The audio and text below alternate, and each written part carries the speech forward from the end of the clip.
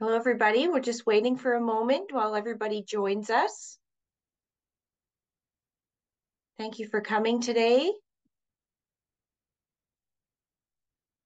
And Francisca, you let me know when you've got everybody admitted and I can start.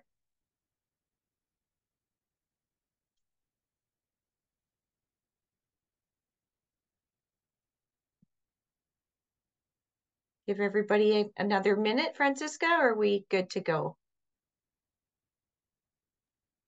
We'll give another 2 minutes just as people are Okay. coming in. Thanks, John. So I've We got need to have everyone some. in, so I think we can get started. Okay. Do you want to give everybody a minute? I'll give one more minute and then we'll start. Need to have some music or something when we have this waiting time so people know. We have 31 folks here.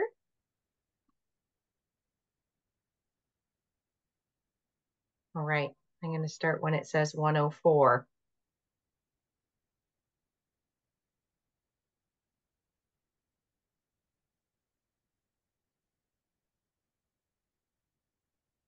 Perfect.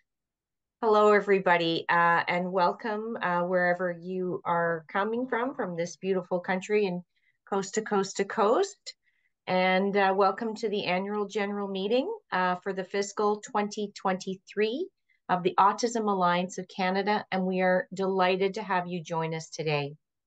We're going to begin by acknowledging that the land we are meeting on is the traditional territory and has been the home for many diverse First Nations, Inuit, and Métis peoples for generations. We acknowledge that in Canada, across Turtle Island, there are also over 630 nations, communities, and 11 treaties that we honor and share stewardship of the land with, along with unceded territories in which we all live, play, and work today.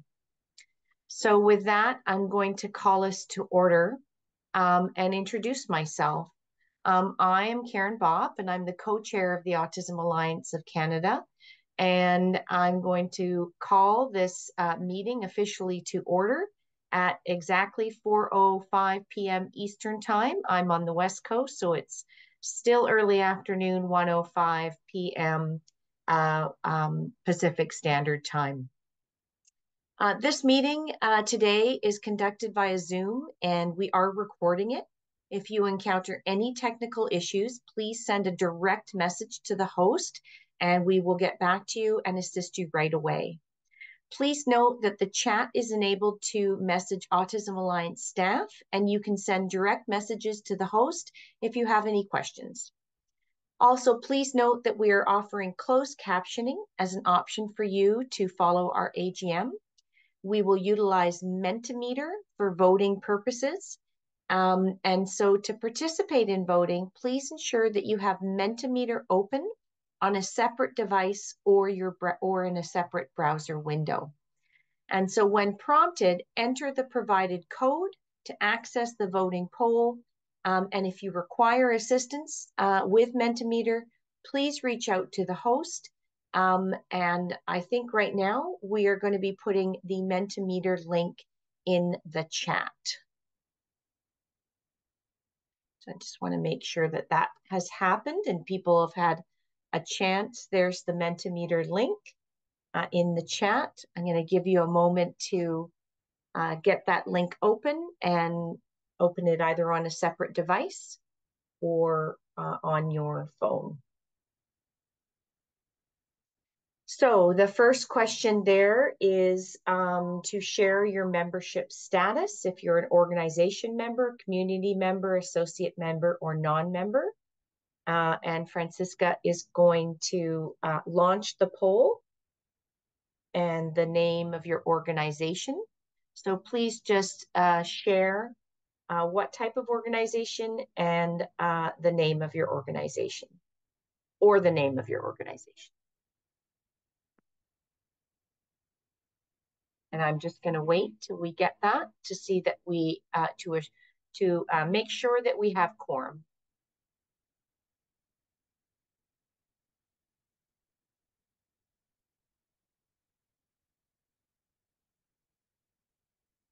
once you set up Mentimeter, it'll be easier for the next ones that when we do the voting. But this just gets everybody a chance to get set up on it. And in case you can't see it, the code is 6273335 And I think that'll probably be in the chat as well. If you could pop that in the chat.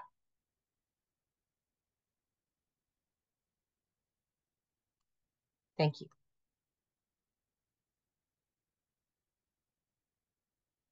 Okay, how are we doing on membership status?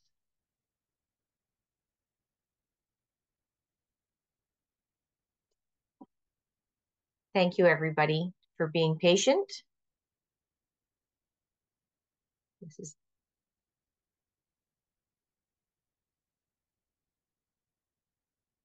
There we go. We have, so far, people have been able to enter 8 organizational members, 11 community members, or 12 community members, 2 associate members, and 1 non-member. So our quorum is 10 voting members, and I can report that we have more than 10 voting members present, and therefore quorum is met. And it's my pleasure then to officially call the AGM to order. Thank you. So all members, please share the name now of your organization. Either your name or the name of your organization. Thank you. We'll wait for a moment.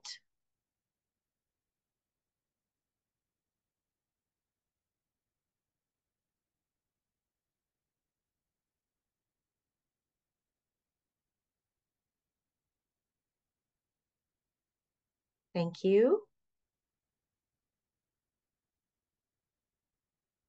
Thank you, everyone. How's that going? All right. Wonderful. A lot of people here from a variety of organizations, and the responses continue to come in. Wonderful.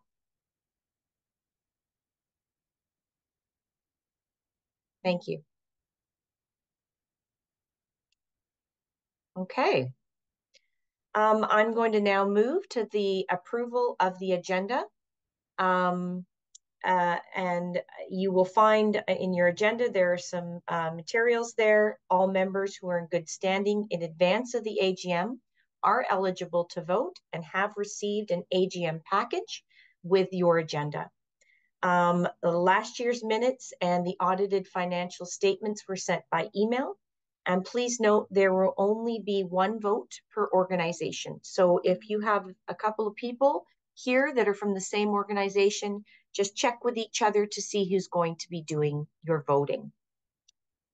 So I would like to have a motion to move to be it resolved that the 2023 annual general meeting agenda to approve the agenda. I move. Okay, a second? I'll second. And Tanya has second. Thank you. Does anybody have any questions or comments? Give a moment. Thank you. So we're going to have a motion to approve the agenda. You will just choose in favor, opposed, abstained, or you're not eligible.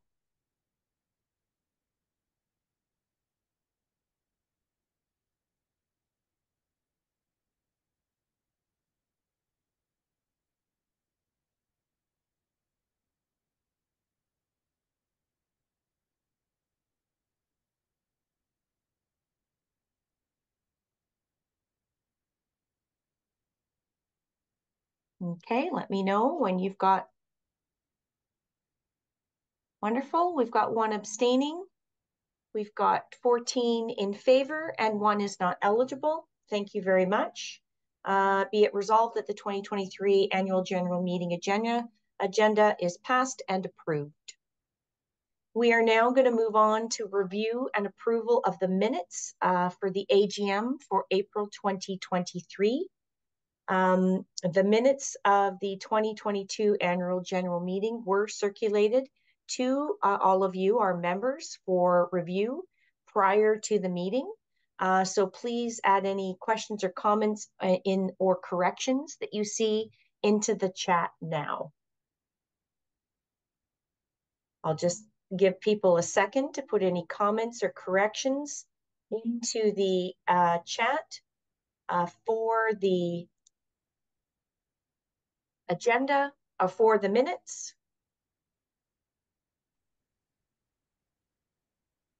A link to the, are we putting the link to the minutes in the chat as well?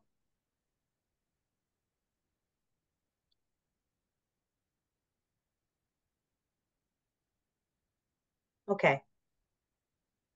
Super. So I am going to, the minutes of the, I'm going to have a motion to move for the approval of the minutes.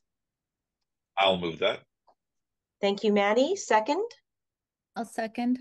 Rebecca has seconded. Thank you very much. Are there any additional questions or comments? Would someone like to raise their hand to have a question or comment? And I can't see them all, so I'm hoping Marina or John or Francisca will let me know if someone's raised their hand.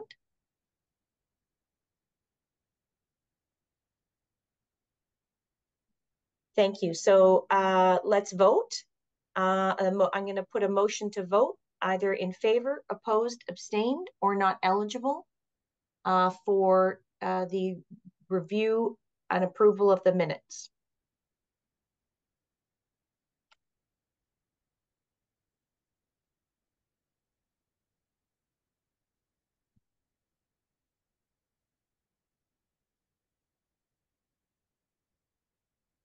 Always the very exciting part of annual general meetings is the voting.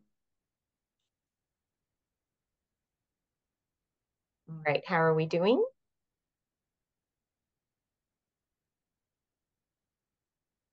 Okay, we have 2 people in favor, 2 are abstaining, and 2 are not eligible to vote. That goes, sorry? That would be 12. 12, sorry, 12 in favor. Yeah, you're right. It's, yeah, the ayes. So the motion is passed, and so it can be resolved that the 2023 annual general meeting minutes are reviewed and have been approved. So now I'm going to shift over to and introduce you, for those who may not know, Dr. Jonathan Lai, who's the Executive Director of the Autism Alliance of Canada, who's going to provide us a year in review. John. Great. Thank you, Karen. And thanks everyone for coming this Thursday afternoon, late afternoon or early afternoon. My name is Jonathan Lai. I'm the Executive Director here. And I'm an East Asian man wearing a headset and with round glasses for those who aren't able to see me. So here I'm just going to present a quick year in review of everything that happened this past year, or I guess not everything, but some of the highlights. And I'm going to frame this around different categories of our new strategic plan, which we launched last year. So first, looking at policy initiatives on the slide. So let's go to the next slide there. You know, going back to 2023 April, I know many of us who have just come out of the 2024 summit, but I'm going to take us back in time to 2023. And this was, you know, coming out of COVID, it was one of our first opportunities to come together in person once again. So last April, exactly the same dates as we did this year, holding our 9th annual Canadian Autism Leadership Summit in Ottawa. It was a major success in our eyes, and from the feedback we've gotten, with over 250 in attendance, we had the health minister at that time speak, and very much engaged in the work we're doing and showing commitment to moving our shared voices and shared priorities forward. We looked at a diversity of topics, a perspective, really building a strong foundation in a lot that we were doing.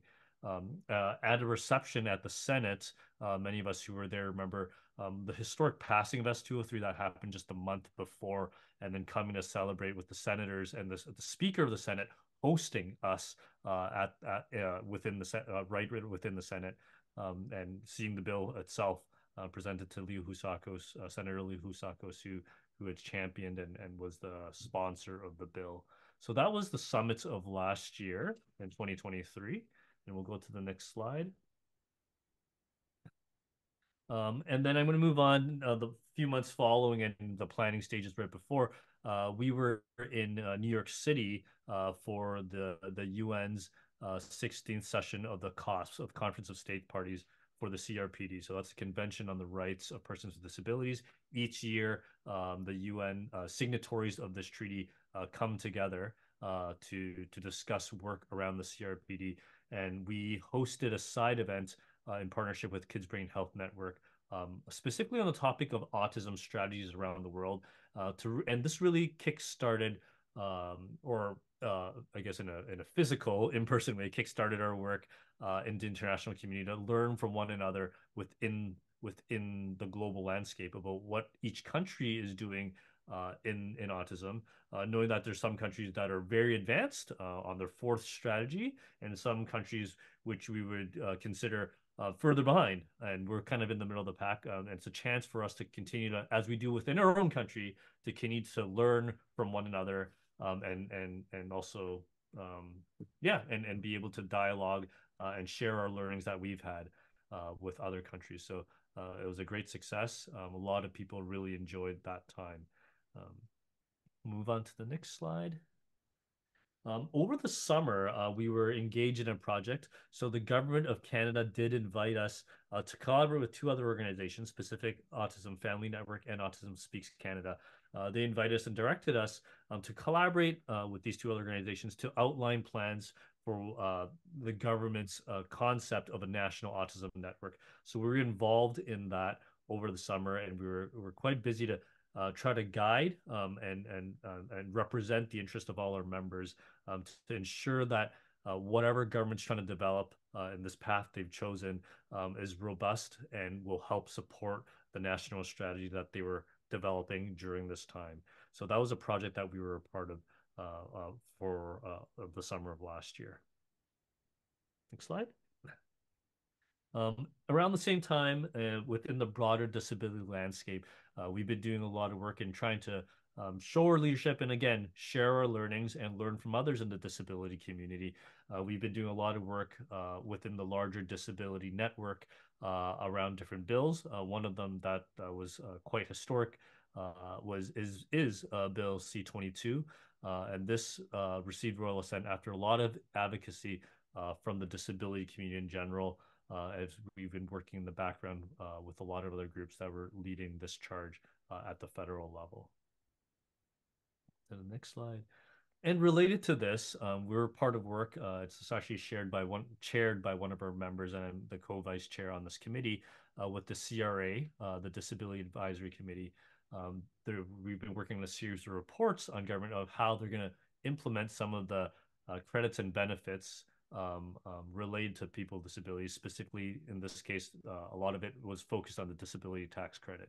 And why I wanted to bring this slide up is really for the purpose of the next slide, because its relevance, if you go to the next slide, that this budget, it was announced that the Canadian disability benefits, which came out of that work of C-22, which I showed earlier, and the Disability Inclusion Action Plan, they are going to, the first gateway to the Canadian disability benefit would be through the disability tax credit. So the committee work that we were doing, that the report I showed in the previous slide. So we did release a joint statement with the National Disability Network, really showing some of the disappointment within the broader disability community around how the government decided to take action when they had this commitment with the Canada Disability Benefit. So there's a lot of work we're doing with our other disability organizations and partnering to try to move forward a response, a collective voice from the broader disability community, and moving this agenda forward. Move on to the next slide. So that was some of the policy initiatives, some of the highlights over this past year. It sounds, as I speak about it, it sounds like there was not a lot, but at the same time, how much work went through to ensure each of these slides had some content and leadership and learning and sharing. So in this, the next few, I'm going to talk about the data and research work that we've been doing. Let's move to the next slide. So in June, this was shortly after the UN event I talked about earlier, we did host the second Autism Data Collaborative event. So if folks remember, we have 5 data policy fellows. This was in the middle of their term. They've been working on 5 projects that were designed by community when we brought people together. What were the key themes and gaps and issues that people saw? And we took those and we made 5 projects. And these fellows, with funding from Autism Speaks Canada, Kids Bring Health Network, and the Siyu Family Foundation, put legs to the ground on these concepts and these concerns that community had. And some of these were presented actually at this year's summit. We've got a snapshot of that. So these fellows have been doing great work, and they've been learning lots, and the community's been learning lots with them. And we'll have reports coming out as they finish their fellowships actually in the coming month. Next slide. We also have a research partnership with Trent University, Dr. Stephanie Erritz, and Dr. Mackenzie Salt, our Health System Impact Fellow, doing some work on the criminal justice system, how it's being experienced and perceived by autistic adults in Canada. That work is about to wrap up actually right now. But over that summer, we've been doing some surveys, and there were some focus groups of people who have really deep experiences within the justice system. I've just reviewed the qualitative research, very powerful work. I'm excited to share that with all of our members in the community. It really shines a light on some of the gaps that are existing in autism and the justice system. Next slide. Over the summer, we were busy in the research space. Dr. Mackenzie Salt, our Health System Impact Fellow with McMaster University, was doing a project funded, this phase 1 of an adult needs assessment survey. It was funded by the Public Health Agency of Canada. We were mind blown. We were shocked actually when within 6 to 8 weeks, we had almost 2,000 participants, autistic adults across the country, respond. So that report does exist. It's out there. It's on our website. We can probably share the link in the chat right now for folks who want to have it here directly. But really shining a light on the gaps that are there, the needs of autistic adults, and it's really rich data that we can look at and figure out what we need to do. It was submitted back to the Public Health Agency of Canada to help inform their work for the national strategy. Next slide. Okay, organizational excellence. So the last pillar there, I put, we have collective impact, but that's sort of all the work. So I didn't really have a section for that. But organizational excellence is sort of a last pillar that I want to speak about, how organization has grown and changed. So let's go to the next slide. So one big work we've done, as we know, we've rebranded our name. We also have a new logo in this past year. And a monumental piece of work over the last year was to review a new website. Our new website has a lot of information about our projects. I know I'm just giving a snapshot here. You can find out how individuals were involved, how lived experience was involved, how leaders and communities were engaged. And a lot of that detail is on our website. We try to keep it as up to date as possible and as transparent as possible. So please do give us feedback about that. We're very proud of our work, and I'm proud of my staff's their work on this. It was a lot of heavy lifting for any of us who've been involved. We know that it's important to have a good presence online to communicate to the public what we're doing in a very clear way. Next slide. We also welcomed another Health System Impact Fellow. This is a program by the Canadian Institutes of Health Research that we apply for, and we get highly trained personnel, highly trained students and postdoc fellows come through to do work on with us and embedded work within organizations. So we're happy to have Alexia join us, coming from the University of Montreal, finishing her PhD, and she's been fantastic in working on a lot of projects, and you'll hear more about her work in the coming months. So she started with us last September, technically. Yeah. Next slide. Okay, I guess I'll turn it back over to you, Karen. wasn't quick enough on the unmuting. So thank you very much, Jonathan. That was an excellent overview. And I am just going to now introduce you to Maddie Deaver, who's one of the co-chairs of the Autism Alliance of Canada, along with Sheena Nakane. And I neglected to mention that it's Rebecca Kinzinger, who you're going to meet after Maddie, who is the co-chair with me for the Alliance. So Maddie, I'll pass it over to you. Yeah, thank you, Karen. So yeah, my name is Maddie Dever, and I'm a white non-binary autistic who's wearing a purple golf shirt and has brown hair and a ponytail, and my pronouns are they, them.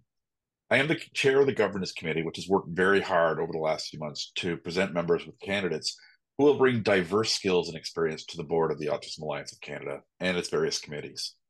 When it comes to the nominations, the governance committee follows the procedures as set out in the Alliance's bylaws, and our bylaws allow us to have up to 15 board members.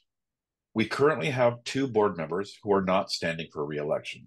We currently have 1 board member of those 2 whose maximum 3 terms have ended, Susan Van Delkoff, we'll talk about later in the AGM, and 1 vacancy in this past term, Jill Farmer. We currently have 4 board members whose terms have not ended and have indicated their intention to continue to serve on the board. That would be Karen Bopp, Maddie Dever, myself, Gina Nakane, and Corey Walker. And this year there are 7 returning directors whose current terms have ended and who have been nominated to stand for re-election. And those would be Ann Cresta, who's in her second term, would be in the second term, Priscilla Burnham-Riosa, who would be going for the second term, Gail Francis, who will be going for a second term, Pascal Castonguay, second term, Kim Ward, going into her 3rd term, Tanya McLeod, going to the 3rd term, and Rebecca Kinzinger, going to the 3rd term. The governance committee is recommending that the slate of 7 returning nominees be approved for an additional 2-year term.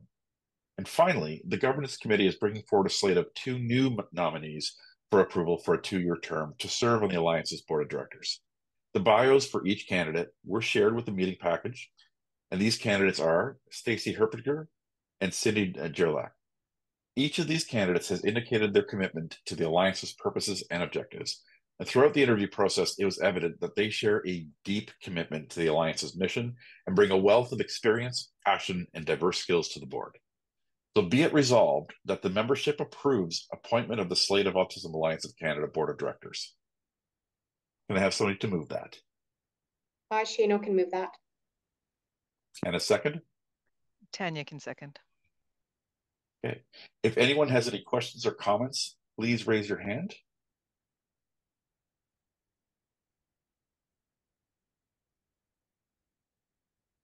All right, seeing none, if we can move to the next slide to do the multi-meter vote. So the motion number 3 is to approve the appointment of the slate of board of directors. So let us know if you're in favor, opposed, or abstain.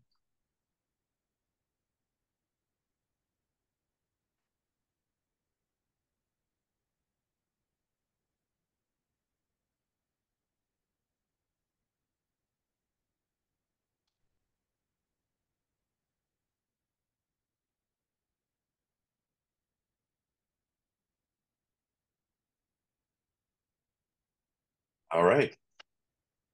So we have 15 in favor, 1 abstain. So the motion passes. And I'll pass this back to you, Karen. Thank you.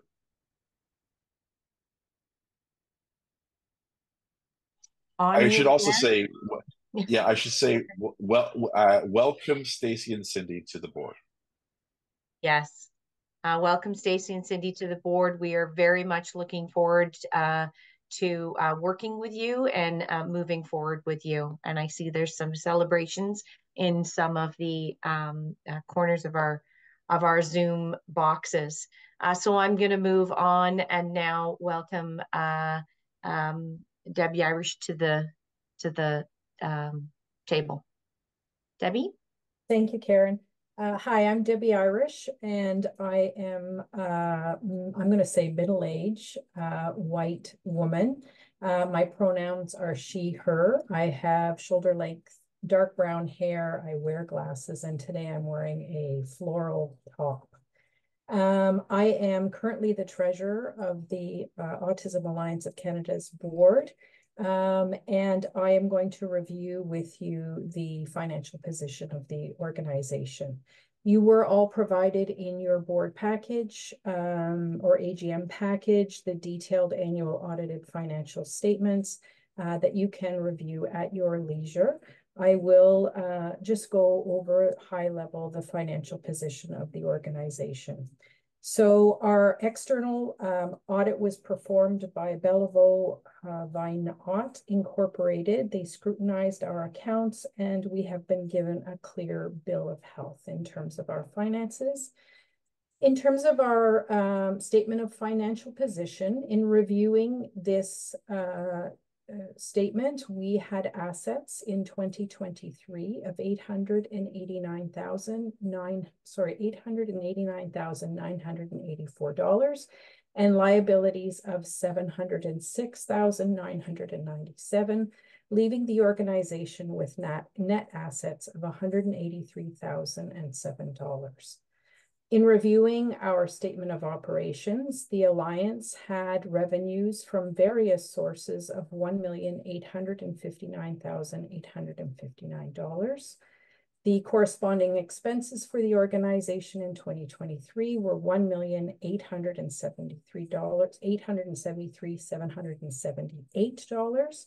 And at year end, there was a small deficit of revenue over expenses of $13,909, which reduced our net assets as an organization from $196,916 to $183,007.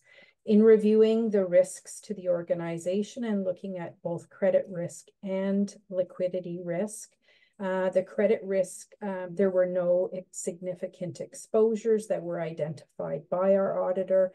And in terms of liquidity, the risk for us is really around timing of receiving funds from funders and other sources of revenue that we have, because we are not a sort of cash-rich organization. We don't sit on a lot of cash in the bank. We really do rely on timely payment, and that is sort of recognized in our audit. So with that, I would ask, be it resolved that the members accept the 2003 financial statements, and I would like to ask for the motion to Thank you, Maddie. And a second. I'll second. It's Anne. Thank you, Anne. And if anyone has any questions or comments, please raise your hand.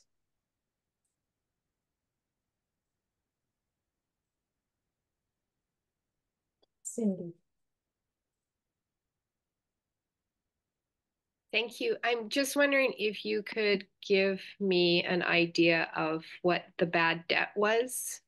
I appreciate that it's in most everybody's budgets, but I'm just curious as to what that was. So I was going to say that it's related to some funding that we owe, or we was owed to us. That we were unable to collect, and it's going back a little bit. I don't know the specifics, but I'm happy to provide that for you. Okay, that makes sense. I was just curious as to what it was, so thank you for that. Any other questions?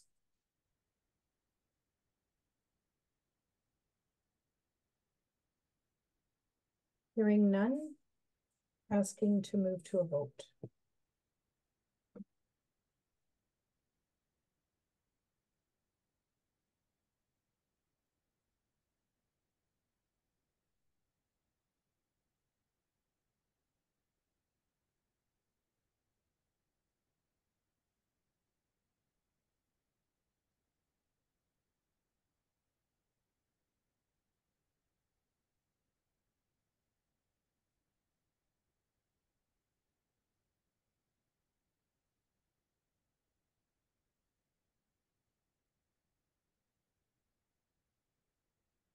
Okay, and seeing that 15 members voted in favor, 16 voted in favor of the financial statements. We will move on to the appointment of the auditors.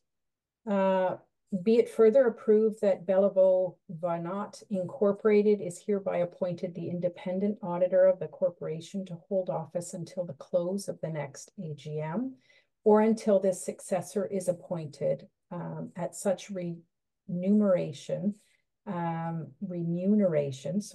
may be fixed by the directors, and the directors are hereby authorized to fix such remuneration. Calling for a motion to move. Shino can move that motion. Thank you, Shino. And a second? I can second, Sue Cope. Thank you, Sue. Does anyone have any questions if they could raise their hand?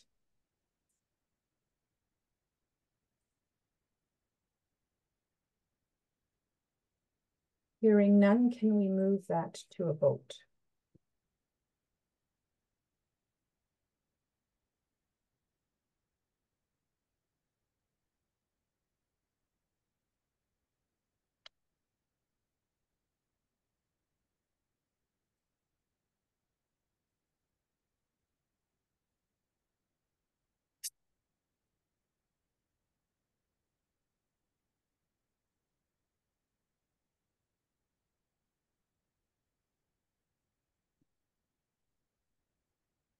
And 16 members have voted in favor. Motion is passed.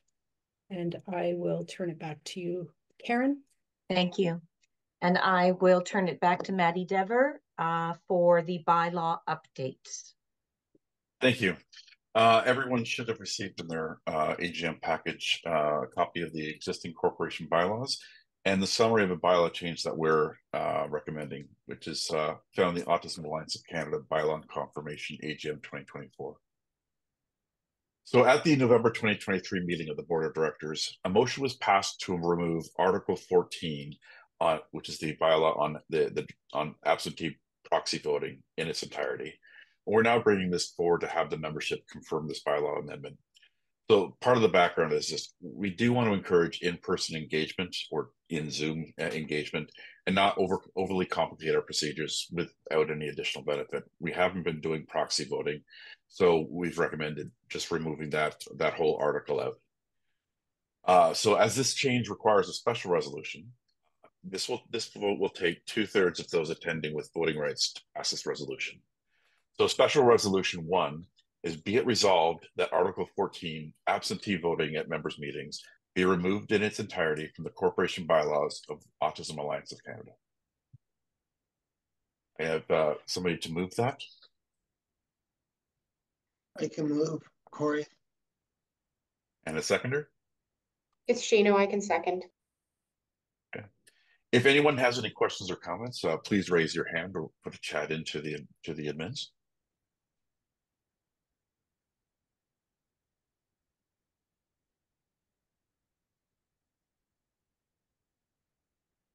Okay, seeing none, we will ask that we move to the next page in the Mentimeter.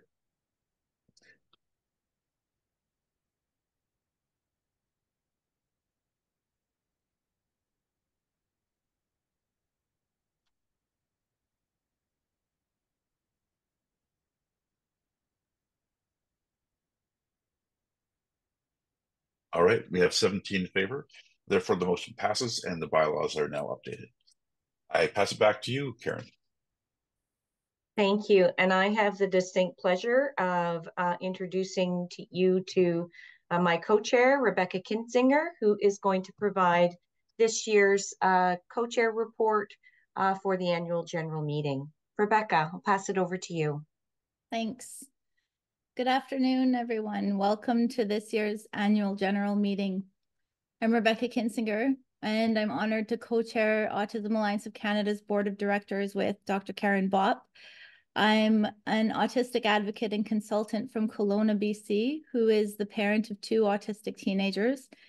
In addition to being a co-chair of Autism Alliance of Canada, I also represent 4 Commonwealth countries, including Canada, on the Commonwealth Disabled People's Executive Forum.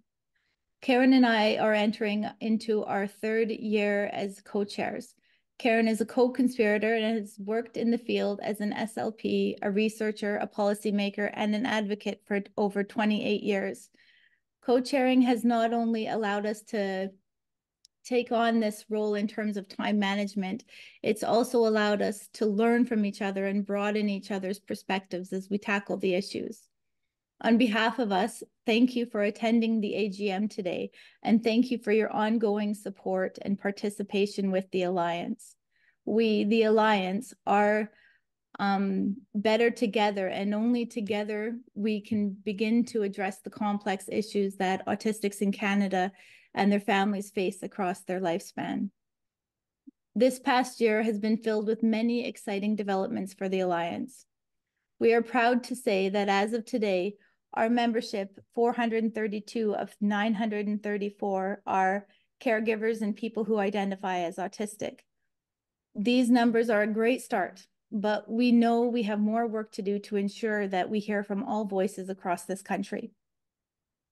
Over the past few years, the board has transitioned from an operational role to one that now focuses solely on governance. This has been possible due to the steady and strong leadership of Jonathan Lai and his dynamic, dedicated, and amazing staff of change makers. As a governance board, we ensure that the organization follows our vision, our mission, and principles. To that end, here are a few highlights that are creating a Canada where autistic people can exercise their full rights and realize their full potential. We continue to support Bill S-203, the federal framework for a national autism strategy.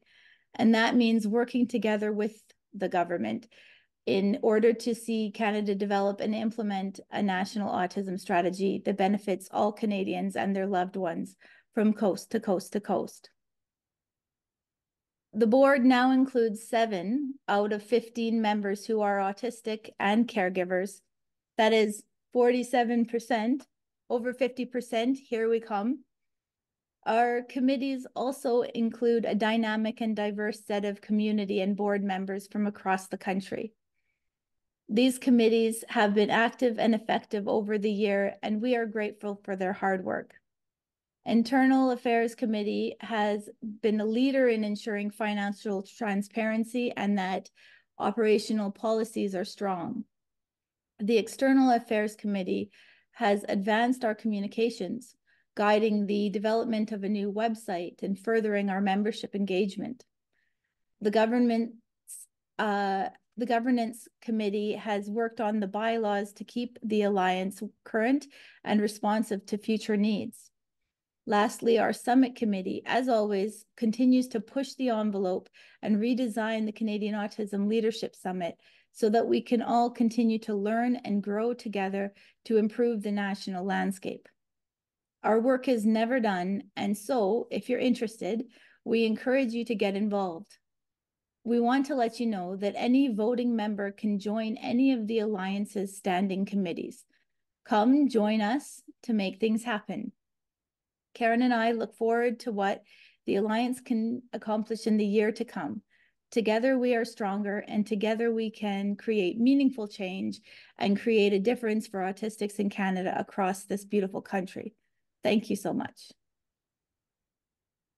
Thank you. Thank you, Rebecca. And I do wish I had the new update of Zoom, because every time Maddie puts a reaction, it's so exciting. So I need to do that technology-wise.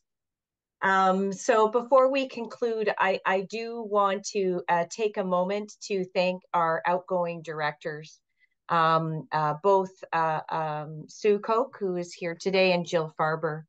Sue, who is the president and CEO of Carey's Place Autism Services, joined our board of directors in 2018 and is now finishing her 2-year term, so 6 years with us. Sue has sat on the External Affairs Committee, given us a lot of advice around external matters such as the Canadian Autism Leadership Summit, and been deeply involved in membership and great engagement strategy. Sue, thank you so much for your guidance and support that you've provided to all of us over the years. We are forever grateful for your work. So if we can clap or thing for Sue right now, thank you. Thank you so much. It's been an absolute pleasure, and I look forward to watching what is going to happen. As you said, moving from an operations committee, and that's what I have, our operations board, to a governance board has been an extremely exciting adventure. And there's so much more to come. And as we all know, we're on the precipice. We're on the precipice waiting for the NAS to be to come forward, and I just know that the Alliance will be part of that NAS in some way, shape, or form, and I look forward to being of any assistance on any of the committees as we go forward. The Carrie's Place is so much involved with self-advocates and our families and our SDMs, and we're looking forward to being part in any way we can as part of the membership. So thank you again. It's been a pleasure, and I will be watching. Thank you, Sue. We also want to take time to thank Jill Farber. Jill was one of our, I don't think she's joined us today, unfortunately.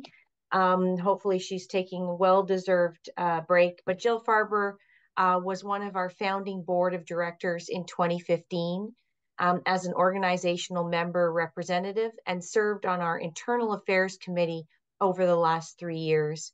After more than a decade of dedicated service at the role of the Executive Director of Autism Speaks Canada, Jill has made the difficult decision to step down from her role there. As a part of that decision, Jill is also stepping down from her role as director with the Autism Alliance of Canada. And Jill, if you're able to see the recording, we are also forever grateful for the work that you have done to establish first CASDA and now the Alliance, and provided that foundation with the other founding members for us to all grow and learn together and move forward together. So cheers, celebration for Jill. And finally, both Sue and Jill, we wish you the best in your futures. We hope that our paths continue to cross in meaningful and productive ways. And I agree with you, Sue. I'm looking forward to all the next steps that we will see. And as Rebecca said, we're always learning. We're always continuing to grow. So thank you for both of you to make it so that we can be where we are today. So this moves me to the conclusion of the meeting. I want to thank the members of the Autism Alliance of Canada for your attendance and support of the Alliance over this past year and over the many years that many of you have been members. Members truly are the core of what we do, and we want to represent you and your needs across this country. So I'm now going to call the meeting. Do I call the meeting to close the formal part of the? Thank you. It's not on my script here, but I'm calling the annual general meeting to close now. Maddie, do I need a motion for that? You just say this meeting is now adjourned. And Thank you. This meeting is now adjourned. Maddie is always the one to keep me on track of the formalities, so I am greatly appreciative of that. But I don't want people to rush and go. I do want to pass it over to Jonathan to introduce our guest speaker today, Siyu, and I will pass it over to Jonathan to tell you about all of the great work being done. So Jonathan. Great. Yep. So our guest presentation, as we have every year at an AGM, this year is going to be Siyu, and another leader in the field. And every year we take a different direction into this. Siyu Chen, who, if you were at this year's summit, you might have recognized the name and soon the face and the voice. She's an autistic person who's passionate about disability, equality, and youth leadership. Her activism involves everything from performing and fundraising concerts for local autism nonprofits in Vancouver, exhibiting photographs in neurodivergent creative conferences. She's written articles about being a disabled student for her university, and she also has represented disability inclusive SDG, so Sustainable Development Goal campaigns by international charities during United Nations events. We are very honored to have her as the third Jim and Ginette Munson Award winner this year announced at Summit. And she's here to continue to share some of her insights and her wisdom with us today. So I'll turn it over to you, Siyu.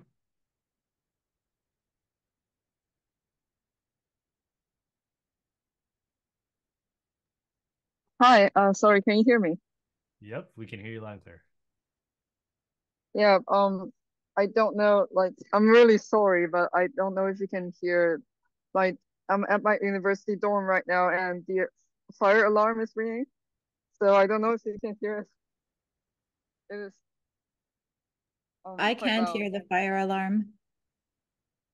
Difficult Okay. on your end. Okay, amazing. Is there a way I can share my screen?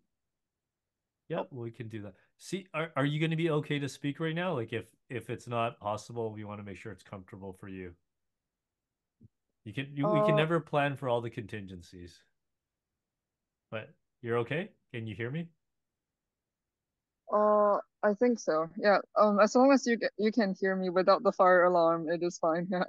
Yep. I just want to make sure you're comfortable. Okay. Yep. You should be able to access screen share. If not, one of the staff will be able to do that for you. Perfect. Coming up.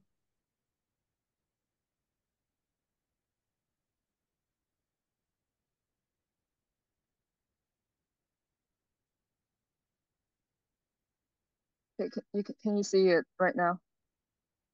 Yep. This is great.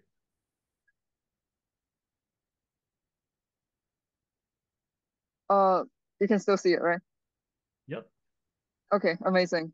So yeah, I'll start. My name is Siyu, but you can also call me Suzanna. I am so glad and honored to be here today. Happy Global Accessibility Awareness Day, by the way, for anyone who celebrates.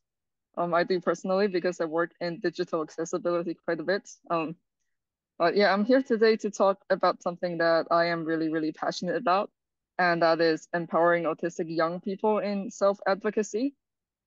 So I will be talking a bit about what self-advocacy is, but I will mostly be focusing on making a case about why we need self-advocacy by autistic people, especially young autistic people, and some ways we can do that as organizations and individual advocates.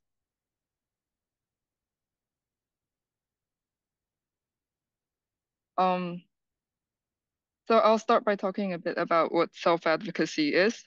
I think in the broadest sense, self-advocacy is actions taken by autistic people to make sure we're included in all conversations around autism, whether that is decisions in our daily lives or issues impacting autistic people as a whole in society. And self-advocacy reflects a central idea in disability rights movements, which is nothing about us without us. It recognizes that as autistic people, we have historically been undermined by people making false assumptions about our needs, preferences, and strengths. And that leads to bad decisions made about us by non-autistic people. And self-advocacy can look like a lot of things. It doesn't necessarily have to look like, people protesting on the streets. No, it can range from really just something as basic as saying no to something we don't want in our daily lives, asking for our doctors to adequately explain treatment options to us so we can make our own decisions. I've just lost your audio there, Siyu. I don't know if other people have as well. I haven't. Okay, sorry, keep going. Maybe it's just me then. Yeah, you're good. You're good. Oh, okay. Filing appeals when schools or workplaces fail to make reasonable accommodations for access needs, and emailing politicians about our policy priorities. But I think it is important to recognize that self-advocacy is not easy, especially for autistic people, because the very idea of advocating for ourselves involves being able to communicate our needs with others.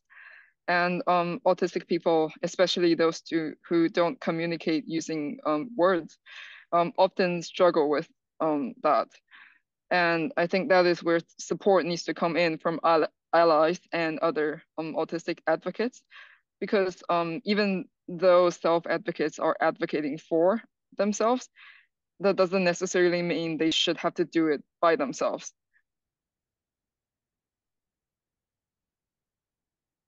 And we already touched on it a little bit, but I wanted to expand on why self-advocacy is important both for autistic and non-autistic people, as well as why it is especially important that we need to have young autistic self-advocates.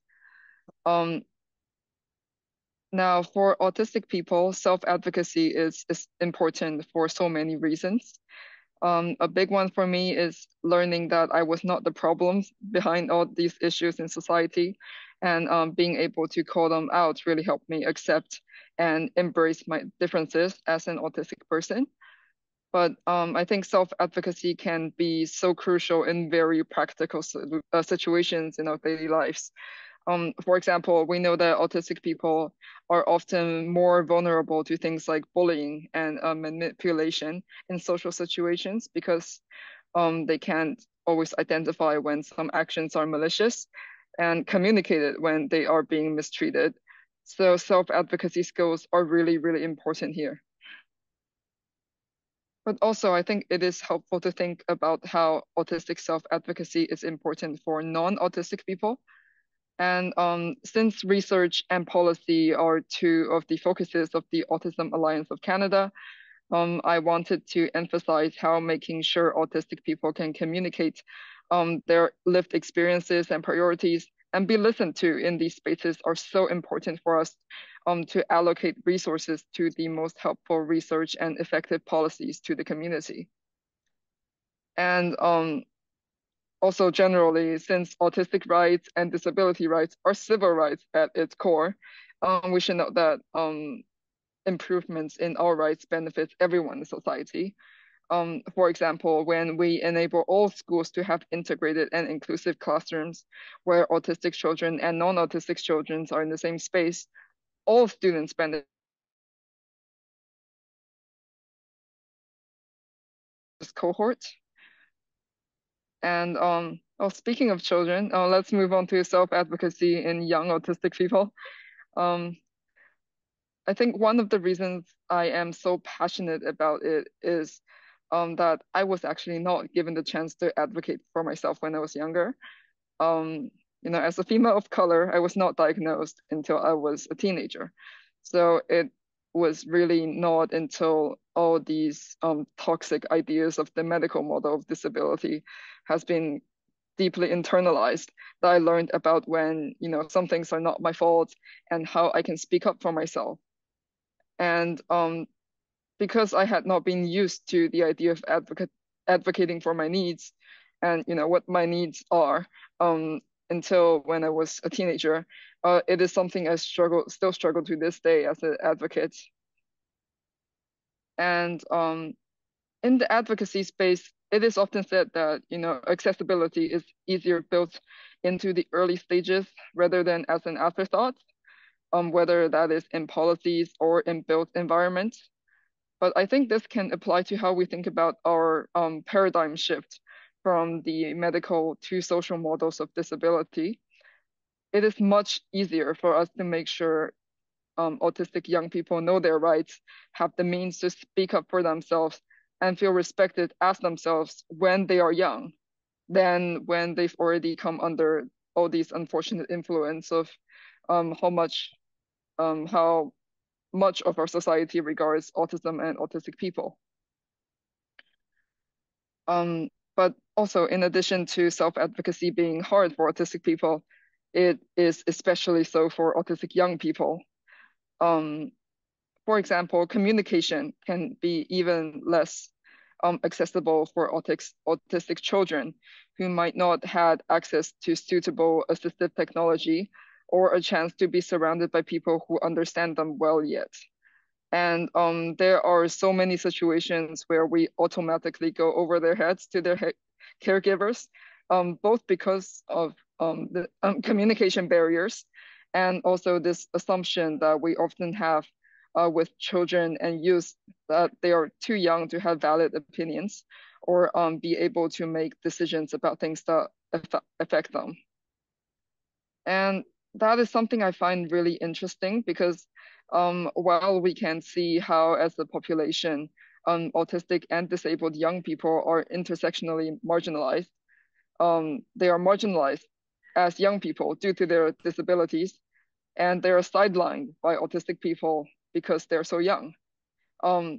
We often don't consider them when we think about intersectionality. I think in the report a year or two ago, the UN has also recognized that disabled youth are one of the most excluded communities when it comes to decision-making spaces in national and international stages. But I would argue that in the same way we value the intersectional experiences of autistic people of color, autistic 2S LGBTQ plus folks, and autistic people of other marginalized identities, and try to uplift their advocacy, we should do the same for autistic young people who have the distinct experiences and innovative solutions to the unique issues they face. And there are too many reasons why we should do that, but I'll just share the biggest reason for me. I think the conversations I have with younger autistic people and maybe autistic people who are newer to the advocacy scene are the best and most invigorating ones. Because I don't know about others, but I think the longer I work in advocacy and interact with more established advocates and organizations, the more pessimistic I become about what I can achieve as a self-advocate, which I think makes me increasingly less innovative about my advocacy initiatives. It is unfortunate, but I think it is an inevitable feeling that we all probably had at some point when our efforts either don't result in any change or the change we achieved is such a frivolous portion of what we are asking for that it just doesn't seem worth it.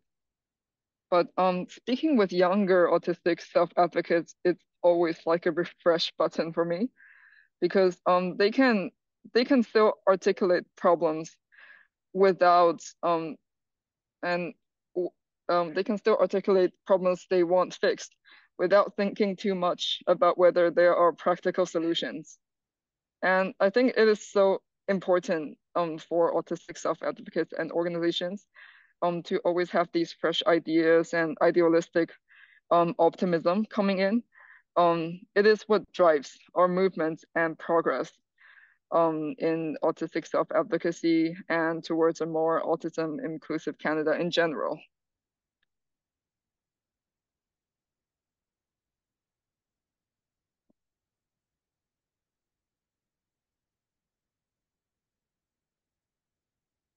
I actually have another slide, but I don't know why it's not showing it. Sorry, just let me check.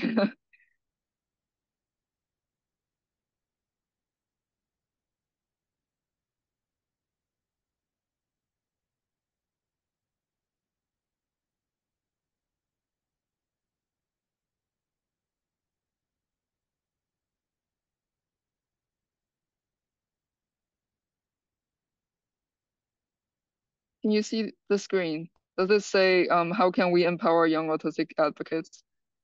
Okay, Yep. yes, amazing. So some ways I think, especially organizations can try to empower young autistic advocates are creating accessible ways they can engage. For example, some autistic people I know, they let me know that even though they do want to get into all these advocacy organizations, they want to be involved. Many of them meet during school times or are not accessible to them in other ways. So I think it is quite important for us to continue to ask ourselves whether we are truly considering making enough opportunities for autistic young people to be engaged. And that can also involve other things like making our communication materials suitable for autistic children, whether we're using language that is accessible enough for them. And also, I think this is an idea that I got from speaking to a disability studies scholar called Myra Griffiths in the UK. He said something that's really interesting because he said that when we engage with autistic young people, we need to have a twin track, where one track is we engage with them as autistic young people. So we empower them to form their networks, and we fund projects that specifically run by young people for young people, formed around priorities by autistic young people. But at the same time, we need to have opportunities where autistic people are not just there because they're young. They're there because their ideas are good. They have great ideas that contribute to wider movements and all these other things that they're interested in, not just about autistic young people. So that can involve making opportunities for them to be involved in an autistic organization, in the management, in strategy, in all these different functions that are not necessarily something that you would classify as a youth-related role, but where we can value them as equal partners and leaders in this autistic advocacy movement. And lastly, I think a really important part is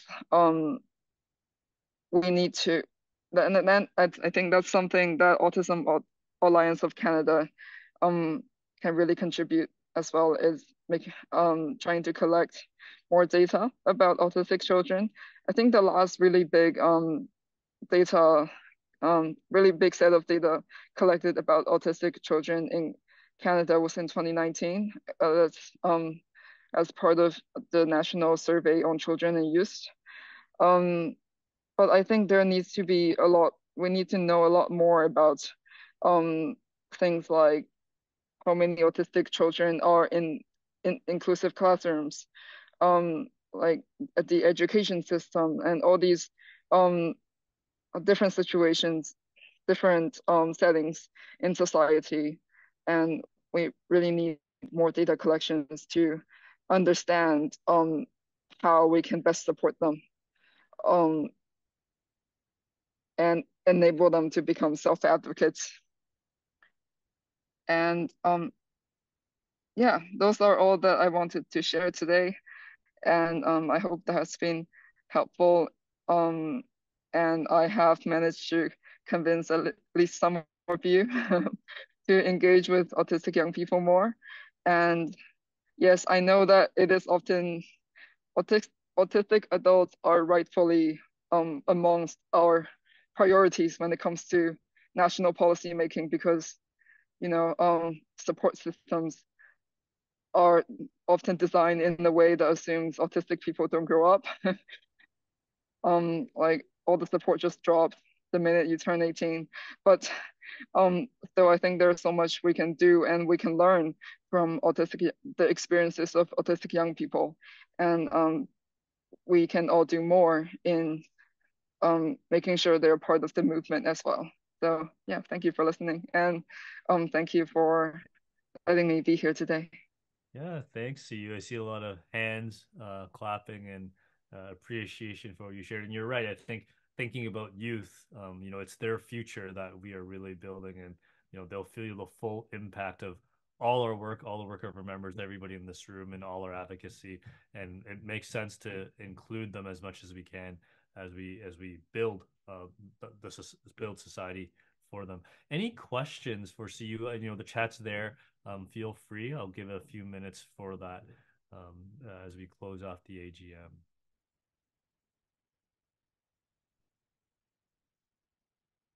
Your questions can just be put to the host, and then our staff will be able to direct it forward.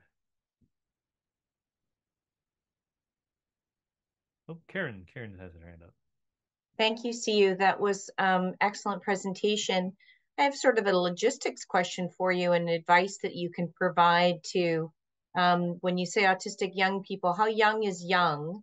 And many times families and confidentiality and speaking with children under the age of 18, there's some issues that we face there. So how do you, what is the best way to go about that you feel? Yes, I think that is the question.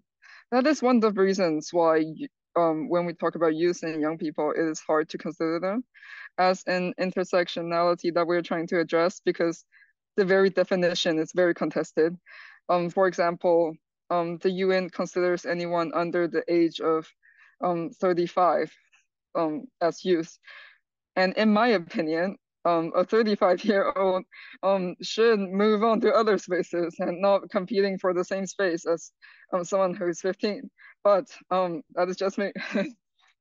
And I totally do get the issues with confidentiality and also yeah, just these things. But I think there are other ways we can support young autistic people to be self-advocates, like providing accessible information about autistic people's rights and ideas around the social model of disability, disseminate them to young children. We don't necessarily have to have them come out and speak to us and walk on the street and protest with us. But we can provide resources, we can provide information for them to become to have all these self-advocacy skills in their lives. And we can also help their caregivers allow them to be better self-advocates. Thank you. Any other questions for Siyu? Cindy. I don't have a question, Siyu, as much as I wanted to share with you that what you were saying totally resonates with me. And in the position I am in my school district, we created an advisory committee made up of students who are autistic and have intellectual disabilities to be able to provide lived experience to the school district. And we are the only one in the province, but I would encourage anybody who is involved in school districts that's an opportunity to also ensure that we are starting at a much younger age of actually helping the education system to understand what it's like to be an autistic youth in the school system. So what you said totally resonates with me, and I have all sorts of ideas percolating. So, and the fact that you live in my neighborhood, so to speak, compared to the rest of the country, I look forward to connecting with you again. So thank you. Yvonne? Yes, hello. That was a really nice presentation that you did. I really enjoyed how you put it together, and as someone who is also autistic, also besides yourself, I do some of this work that you're talking about all the time. So maybe sometime we can always work together on some of the projects you're working on. Oh yes, please, definitely. Oh, actually, is it okay if I pop in my email in the chat? So if anyone's interested, they can reach out. Email you. Yeah, we'll share it. We'll share with everybody on the call if you're good with that. See you. Yeah. And Francesca, last question, and I know time. So I would like to share two questions I actually received directly in the chat. So one question, Siyu, I received is, are you familiar with the double empathy problem? To be very honest, not really. I've heard of it, but I haven't really looked into it, so I'm not sure I can really address it. And the second question I receive is, where do you draw your strength from? What keeps you going when it can be difficult to maintain your passion? In terms of advocacy, I think having a personal stake in it it's a big driver in my passion. Sometimes, you know, advocacy is not an easy thing to be doing for anyone. And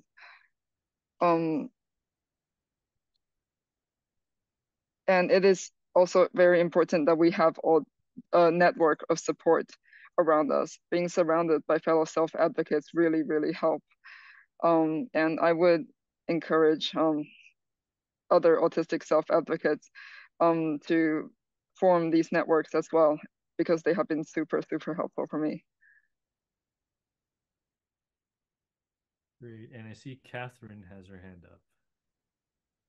Yeah, hi, my apologies. Siyu, I didn't want to put you on the spot about the double empathy problem. I didn't expect you to have to respond to that. I was more just thinking about and reflecting on when you talked about realizing things weren't your fault. And so I won't take up the time here to explain this theory, but I really encourage you to Google it when you have time, because I think it may resonate very much with you. It basically is a theory that competes with a deficit model of autism that I think maybe you might connect with very well. So sometime when you have time, you might want to Google it. That's all I'll say. Yeah, don't worry at all. It's probably, I probably know the idea, but it just, that name doesn't really, I'm not really connecting it with anything. Yeah, but thank you for pointing it out. Yeah, and that's no problem. You don't have to. It's all good. Okay, great. I think that's everything. Karen, I see you unmuted. Did you have a... Yeah, I was just gonna, I think that is everything. I was gonna take the opportunity on behalf of Rebecca and I, and Shino and Maddie as the co-chairs, and on behalf of the entire board. Again, welcome to our new board members, and sad to go for our past board members, but want to just sort of thank you for all joining us here today. We really appreciate your time, and of course, thank you, Siyu, Chen, for a beautiful presentation and something that we've gone over time, but you can tell no one's left. Everyone was really interested in hearing what you had to share, and definitely we will move that forward. So I see Maddie has his hand up, and so we'll end with Maddie. Her hand hit. Yeah. Okay. I want to thank Jonathan and the staff of the Alliance for the amazing work that they do and for helping us with running this AGM. So I do appreciate you guys as well. We can't forget you. Absolutely. So wonderful, everybody. We'll do an applause, and please enjoy the rest of your day and the long weekend coming up. Thanks. Thank you. Thanks, everyone.